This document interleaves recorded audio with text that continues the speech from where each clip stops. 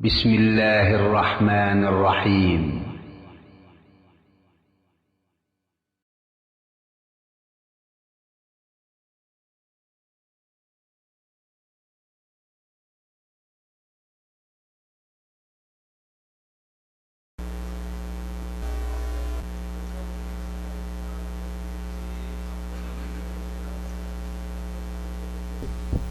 ایک سوال آیا ہے، کیا یہ بات صحیح ہے کہ آدم علیہ السلام سے غلطی ہوئی، شیطان کے بہکاوے میں آ گئے تو آپ نے جنت میں محمد کا نام دیکھا اور اللہ سے معافی کا ذریعہ بنایا، کہاں تک ٹھیک ہے؟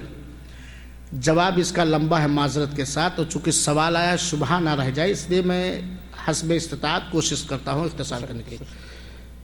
اس میں کوئی شک نہیں کہ آدم علیہ السلام سے غلطی ہوئی تھی اور یہ اللہ کی مصلحت تھی، اور آدم علیہ السلام نے غلطی کی معافی مانگی تھی چند کلموں سے، اور وہ کلمہ قرآن مجید کے اندر ذکر ہے۔ نبیوں کی ذات میں غلو کرنے والوں نے بہت کچھ گڑھا ہے۔ مریم کو ڈیلیوری کا وقت آیا تو اس نبی کا واسطہ لیا، عیسیٰ نے اس نبی کا واسطہ لیا، ایوب نے اس نبی کا واسطہ لیا، وہ ساری چیزیں تھے۔ اگر آپ لوگ سوال کرتے کہ نبی میں غلو کیسے ہوتا ہے تو اس کا جواب دیا جاتا، تو یہاں تک تو بات صحیح ہے۔ اور آدم علیہ السلام کی توبہ کیسے قبول ہوئی تھی یہ بھی قرآن مجید میں ذکر ہے، غلطی بھی ذکر ہے اور توبہ کیسے قبول ہوئی وہ بھی ذکر ہے۔ اللہ تعالیٰ نے آدم علیہ السلام کو سکھایا چند کلمے، ان کلموں کو پڑھا اور اس سے اللہ نے ان کی توبہ قبول کی۔ وہ کلمے کیا ہیں؟ ربنا ظلمنا انفسنا وان لم تغفر لنا وترحمنا لنکونن من الخاسرین۔ یہ جہاں آدم کا واقعہ قرآن میں ہی ہے، اللہ تعالیٰ نے انہیں چند کلمے سکھائے اور آدم نے اس سے توبہ کیا اور اللہ تعالیٰ نے ان کی توبہ کو قبول کر لیا۔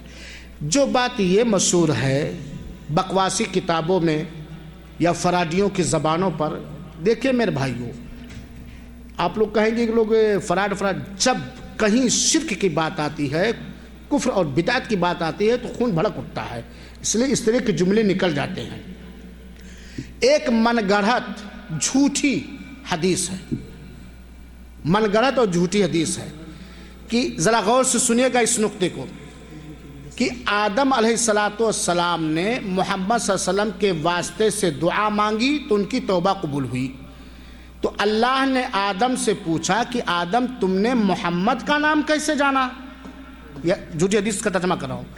تو آدم نے کہا کہ اللہ تعالیٰ میں نے تیرے عرش کے کونے پر لا الہ الا اللہ محمد رسول اللہ دیکھا، تو میں سمجھ گیا کہ تیرے عرش کے کونے پر محمد کا نام لکھا ہوا ہے تو یہ تیرے نزدیک بڑے قریبی ہیں، تو ان کے واسطے سے میں نے دعا کی۔ یہ ایک جھوٹی حدیث ہے۔ پہلی بات تو آپ یہ جانیے، جب آدم علیہ السلام کو اگر یہ جواب آدم کا ہوتا تو یہ جواب نہیں ہوتا۔ آدم نے کیا جواب دیا اللہ کو کہ میں نے تیرے عرش کے کونے پر محمد کا نام لکھا ہوا تو میں سمجھ گیا کہ تیرا قریبی بندہ، اس لیے ان کے واسطے سے میں نے دعا مانگی۔ اللہ تعالیٰ نے جب آدم کو پیدا کیا تو اعتراض ہوا کیوں ایسے لوگوں کو پیدا کرتے جو زمین میں فتنہ فساد کرتے؟ تو اللہ نے کہا جو میں جانتا ہوں وہ نہیں جانتے ہوں۔ چنانچہ اللہ تعالیٰ نے آدم کو ساری چیزوں کا نام سکھا دیا، وَعَلَّمَ آدَمَ الْأَسْمَاءَ كُلَّهَا۔ آدم کو اللہ تعالیٰ نے ساری چیزوں کا نام سکھا دیا، یہی نا آیت۔ اب ساری چیزوں میں کیا محمد صلی اللہ علیہ وسلم کا نام نہیں تھا؟ تو جس وقت اگر یہ بات صحیح ہے کہ محمد کا نام دیکھنے کے بعد آدم جان پائے علیہ السلام، تو جب اللہ نے پوچھا تھا کہ آدم تم نے محمد کو کیسے جانا تو آدم کو کیا جواب دینا چاہیے تھا؟ اللہ تعالیٰ تو نے تو روز اول ہی میں ہمیں ساری چیزوں کا نام سکھا دیا ہے، یہ جواب دینا تھا نا۔ اللہ تعالیٰ تو نے تو ہمیں روز اول ہی میں ساری چیزوں کا، جب مقابلہ ہوا فرشتوں کا ہمارا تو اس وقت تو ہمیں ساری چیزوں کا نام سکھا دیا تھا، ان ناموں میں محمد صلی اللہ علیہ وسلم کا نام بھی تھا، یہ جواب ہوتا نا۔ نہیں سمجھے آپ لوگ؟ نہیں سمجھے۔ جب اللہ نے پوچھا، جیسے کہتے ہیں کہ آدم نے محمد کا واسطہ لیا تو توبہ قبول ہوئی، تو اللہ نے پوچھا کہ آدم تم نے محمد کو کیسے جانا؟ تو آدم نے جواب دیا کہ میں نے تیرے عرش کے کونے پر محمد کا نام لکھا ہوا دیکھا تو میں سمجھ گیا کہ تیرے نزدیک سب سے قریبی، لہذا ان کا واسطہ لے کر کے ہم تجھ سے دعا مانگے تو خوش ہو جائے گا، قبول کر لے گا۔ یہ آدم کا جواب جھوٹی روایت میں ہے.